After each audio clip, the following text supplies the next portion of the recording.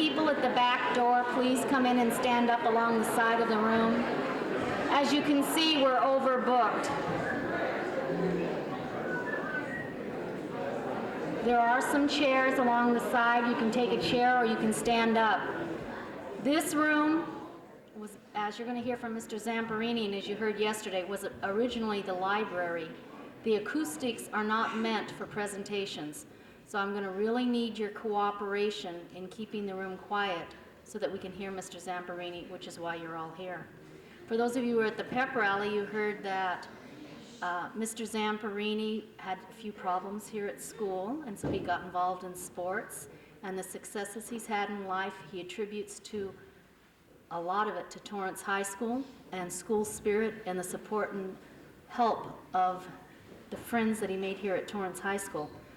I'm not going to tell you a lot about his story because I think it's so interesting. I'd like you to hear it from him. But remember, we need it to be very quiet today because there's so many people in here. At the end, you should have time for questions and answers. Okay? Mr. Zamperini.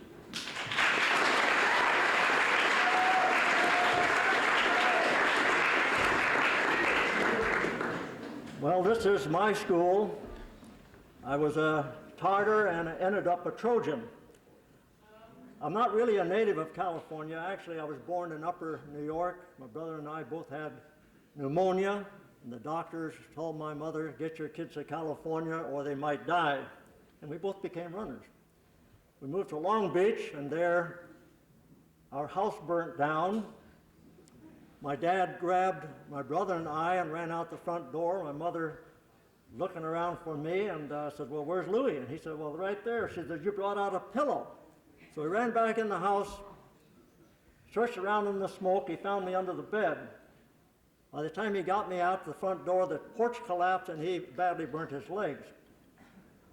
Also, while in Long Beach at the age of 4, I was challenged to a race down to the corner across the intersection. I was beaten badly, but the kid that beat me was hit by a car and mangled. So from there we moved to Torrance. Torrance was surrounded by thousands of oil wells, and that was our after school and weekend activity was climbing these wells. The derricks were made out of wood, of course, and some of the rungs on the ladders were split and cracked, and I was climbing and pulled a rung away. I fell backwards on top of a tin shed, bounced off into a sump hole, and of course you can't swim in oil. I'm sinking. I thought this is it. And I straddled about a 4-inch pipe, and I held my breath and gradually worked myself up to the side and pulled myself out. That's just south of town here. And I'm walking down Gramercy Street now, pitch black. And as I walked down the middle of Gramercy, mothers were coming out on the porches looking at this monstrosity or whatever you want to call it. And my mother was out on the porch. No one knew who it was. I stopped in front of my house and I just stood there looking at my mother, and she said, Louie? And I said, yeah. About that time my dad came home, and all he had was a gallon of turpentine. And so he cleaned me up good with the turpentine. The turpentine itself was bad enough, but then he put me in a tub of hot water and I turned red like a turnip. So that was my introduction to California. Then I started school in Torrance and began to get in trouble. And finally got to high school, gave the principal a lot of flack. And as I was talking earlier, in those days they were allowed to belt you with a big wide leather strap. And I felt that pretty severely one day, and I got home and my mother and my dad said, what happened to you? You're black and blue all over. I said, the principal spanked me with a leather strap. He said, what did you do? When I told my dad what I did, he bent me over his knee and spanked me again. I never did it again. I was cured of that. The principal of the school had a particular interest in me because I was in trouble almost constantly, so he called my older brother and he said, you know, if we can get your brother out for athletics, that might keep him too busy to get in trouble. So they put me in the interclass track meet. I went out on the field and came in last. And I swore I'd never get on the track again. I suffered too much, the pains of exhaustion. I made the mistake of starting my smoking at 5 years of age. And I decided this wasn't for me. A week later, dual meet with Narbonne, they got me out on the track again. I said, well, this'll be it, my last race. I'll never touch the track again. And as I came down the stretch and passed a member of the Narbonne track team, I could hear the students from this school cheering me on, you know, and this was unbelievable. I had no idea that anyone even knew my name, and they were hollering, "Come on, Louis." Well, that did it. I made my mind up that night to stop all this dissipation and become a runner. And so this was the first great problem in my life that I had to overcome, and that was the transition from an errant, undisciplined and dissipated teenager to a highly self-disciplined athlete. And once into running, I began to set my goals. I wanted to break the world's high school mile record. I wanted to break the national collegiate mile record for a very emotional reason. And then I wanted to make the 1940 Tokyo Olympics. Now you notice I skipped the 36th Olympics because I felt I was too young and inexperienced to make the team. There were 5 great milers in the nation, all college graduates, and you have to be in the first 3. Then I had an opportunity to run against the second best 5,000 meter runner in the nation. Now I didn't run against him to make the Olympics, that was out of the question. I just ran against him to see how close I could get to someone who would make the Olympics. And coming down the home stretch, I passed him. And I was heading for the tape, and I ran into a fellow from San Pedro that we were lapping, and I fell, got up, and my opponent now had gotten ahead of me. I had to catch him again, and when we hit the tape, he beat me about an inch. But on the strength of that performance, I was invited to the Olympic tryouts at Randall's Island, New York. The city of Torrance, the businessmen, gave me a suitcase, they gave me shaving gear, cologne, clothing. I mean, this city was behind me 100%. And I had my dad worked for the Southern Pacific Railway, so I had a free ticket once a year anywhere in America. So I took advantage of that, got a train to New York. Took about 4 or 5 days. Got in the 5,000 meters against the world's record holder in the 2 miles, so I had really a lack of self-esteem. I knew I couldn't beat him. I just had to get within the first 3 places to make the team. But the last lap, it was just he and I in front. I looked behind, there was a fellow about 40 yards behind. And I attempted to pass this fellow, the last 220, and he was too smart. He kept me on the outside, so I had to run the outside lane. For the last 220, we came in, and it was called a dead heat. So now I'm on the team, and this was a great thrill to me. When you make the Olympic team, it doesn't make any difference if you get last place in the Olympics. You're a winner.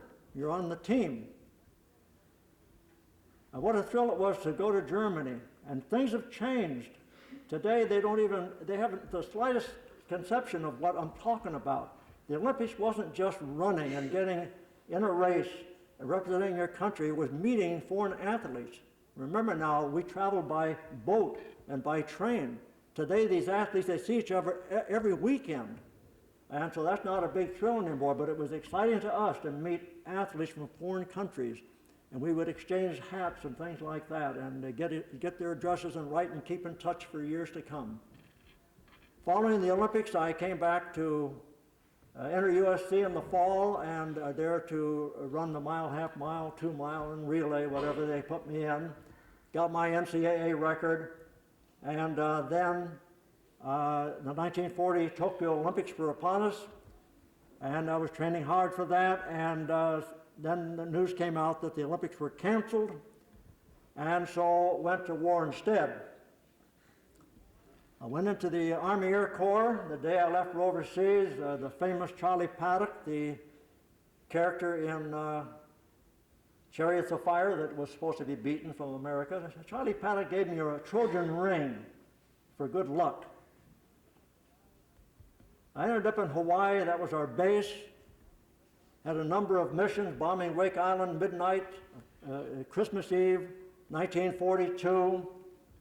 And with Bombay tank, the longest raid in the history of the war, 4,500 miles with one load of gas, and that was unbelievable. We actually did a dive bombing act over the island. Now this is a heavy bomber, and to use a heavy bomber for dive bombing is something unique. We flew over at 10,000 feet, pulled out at 3,500 feet, and flattened the island, but we had used our wing tank gas first, and the Bombay tanks were still full, so when we pulled up from the dive, the straps that held the tanks on stretched and too far so that the Bombay doors would not close. Confinement. They allowed one native on the island. Now this island is occupied by the Japanese, but there were some natives there. And he insisted on talking to me. And they allowed us to have 20 minutes together.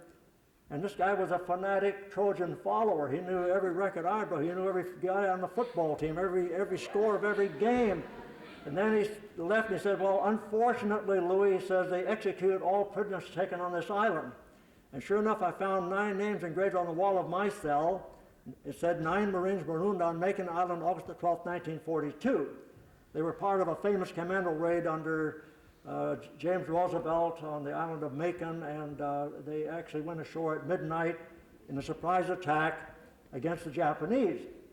But evidently they got fouled up on their timing or direction, didn't show up at the departure point on the beach, and thus back to the safety of the submarine. They were left there stranded, placed in these very cells that we were in, but unfortunately all 9 were killed by decapitation. So we had that to look forward to every morning when we woke up.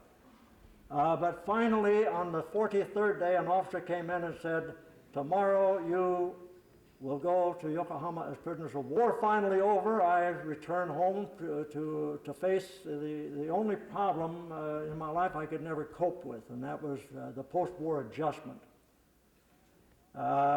I tried out for the 1948 Olympics. I had 2 years now, and I got in fairly good shape, but when I started pushing myself into world-class competition shape, I had a muscle explosion in my canoe. And I began to feel sorry for myself and began to drink a lot with a couple of my my Olympic buddies. The 3 of us used to meet every night. My wife got disgusted, decided not to go with us, and she stayed out of that part of my life. And it just got to the point where she, among teenagers. Yes. Well, I had run the 5,000 meters. I gained 14 pounds, by the way, on the boat going over. I'd never seen so much food in my life. And I ate my way across the Atlantic, and I couldn't lose the 14 pounds. So I wasn't really in shape for the final race, but I always had a good kick. So the pace was too fast for me, so there's a bunch, 7 guys up here, and there's about another 7 or 8 of us. The second bunch 50 yards behind, another bunch behind us about 50 yards. And the last lap, I took off from this pack, and I caught the first pack. So I finished with the leaders. And in doing so, it was unbelievable to me. I ran that last quarter in 56 seconds. And I don't think I even ran a quarter of a mile that fast, but anyway, after I took my shower, I came back in the grandstand. The Americans were here. There's a buffer zone of officers here, Goring and Goering and all those, and then there's the box where Hitler was. Well, we had our cameras. Anybody that wanted a picture taken of Hitler had to give it to one of the officers. Then he would want to know your name. Hitler had a great memory. He was there every day at the games. And the story about Jesse Owens is not a true story. I think if you watch the '84 Jesse Owens story, they brought out the truth. That Hitler had shunned Jesse Owens. It wasn't Jesse Owens. It was Cornelius Johnson from Compton. He was the first gold medalist, and Hitler just couldn't believe that the Aryan race hadn't won the high jump. So he was the one that was shunned. So anyway, we gave our cameras to. I gave mine to the skinny guy. What's his name? Goring. And he said, "What's your name?" I said, "Why?" He says, "Hitler wants to know the name of every athlete that has his picture taken." I said, "Well, he wouldn't know me. I didn't win anything." But